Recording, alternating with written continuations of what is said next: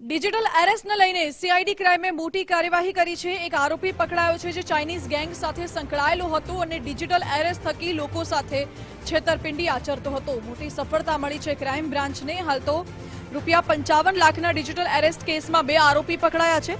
આરોપી સની સહાની અને ત્રિકમસિંહની ધરપકડ કરવામાં આવી છે। આરોપી ચાઇનીઝ ગેંગને એકાઉન્ટ અને સિમ કાર્ડ આપતો હતો। આરોપી ટેલિગ્રામના ઉપયોગથી જોડાયો હતો।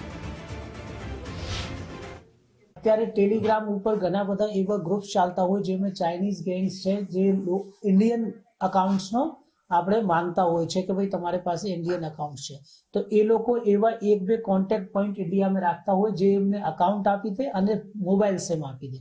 પછી એ જે સની સહાની જેવા એક માણસ જે એમને સંપર્કમાં આવીને પછી નીચે એ લોકો એજન્ટ બનાવે છે, તો એ એજન્ટો મોબાઈલ નંબર લાવવાનો અને ખાતા લાવવાનું એ કામ કરતા હોય છે। તો સની સહાનીને અમે હિસ્ટ્રી જોઈ તો એમને લગભગ 100 જેટલા ખાતા ચાઇનીઝને આપ્યા છે, એટલી સિમો પણ એમને આપી છે।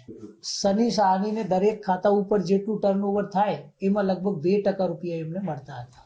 હા, એમાં 3 લાખ રૂપિયા એમને પાસેથી એમને એકાઉન્ટમાં આપણે ટર્નઓવર થયું છે અને અમારે ત્યાંથી જે માણસો ભોગ બન્યા છે એ પણ આ વેબસાઇટના લીધે જ ભોગ બન્યા છે।